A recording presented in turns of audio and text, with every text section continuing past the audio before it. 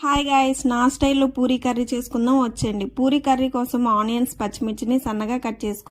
ఒక ప్యాన్ పెట్టుకొని అందులో ఆయిల్ పోసుకొని తాలింపు దినుసులు వేసుకోవాలి. ఇందులోనే పచ్చిమిర్చి, కరివేపాకు కూడా వేసుకోవాలి. ఇవి వేసాక కొంచెం దూరంగా ఉండండి, లేకపోతే ఫేస్ మీద ఆయిల్ టాటోస్ వేస్తుంది.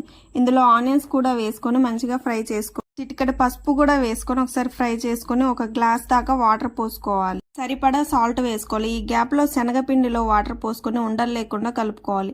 మంచిగా బాయిల్ అయిన తర్వాత ఈ శనగపిండిని అందులో వేసుకోవాలి. ఒక 10 సెకండ్స్లో మంచి థిక్ పేస్ట్లా అవుతుంది. బాయిల్ చేసుకున్న ఆలుని ఇలా స్మాష్ చేసుకొని వేసుకోవాలి. అలాగే ఒక 10 డ్రాప్స్ దాకా లెమన్ని పిండుకోవాలి.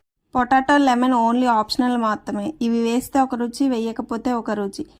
పూరీ కర్రీ చేశాక పూరీలు చేయకపోతే ఎలా? మంచిగా పొంగిన పూరీలు వేసుకొని ఇప్పుడే చేసిన చట్నీ వేసుకొని మంచిగా తినేయడమే. ఫుల్ వీడియో కావాలంటే మన ఛానల్లో ఉంది, చూడండి. టేస్ట్ మాత్రం నిజంగా సూపర్గా ఉంది. Thank you.